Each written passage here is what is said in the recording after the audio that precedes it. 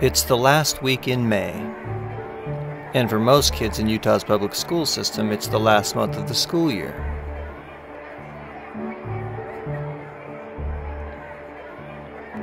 The students at Granite Park Junior High gather together for what will be for some one of the most important days of their education, the much anticipated science fair.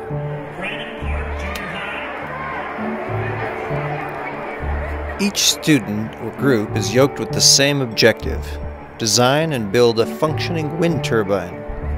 The judges will test each model for efficiency, effectiveness, and strength. Among this year's finalists is an unlikely candidate. Just a few months prior, she admits she had no idea how much she would enjoy the world of physics, or how well she would do at it.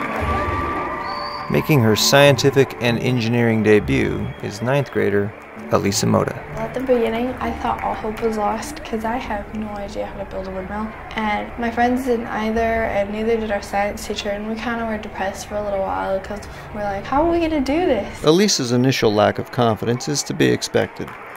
Not because the coursework was beyond her reach, but rather because of our tendency to perform better in those areas that are more familiar to us. Until this time, she just hadn't had the opportunity.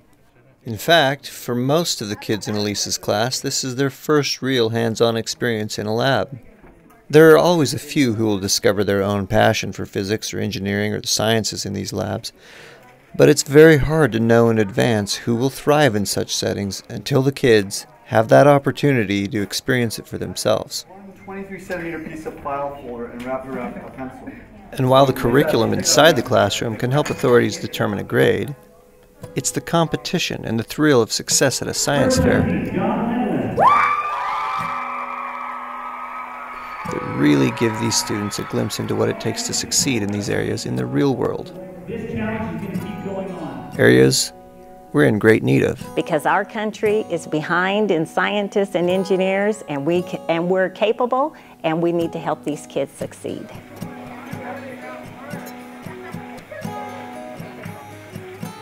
So how will they actually learn to apply this knowledge in order to be competitive? It says cut a 1 by 23-centimeter piece of file folder, so file folder. Wait, is it like this then? Educational experts say each child must effectively be taught so that they can learn for themselves how to connect the dots that lead to success. For Elisa, this process began when she was given the chance to answer one tough question. How do you create a powered windmill if you've never done it before?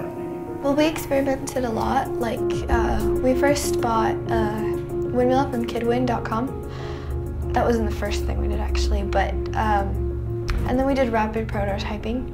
And based upon that windmill, we constructed another one, and we tried many different materials. So we tried feathers once, but it was a complete disaster. It didn't even spin. And then our final result was balsa wood, because balsa wood's light.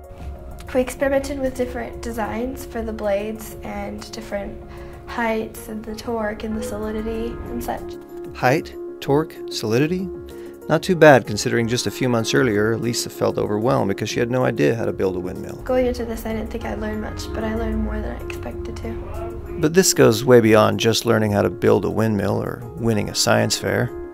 Remember those dots the experts say can lead a child to success?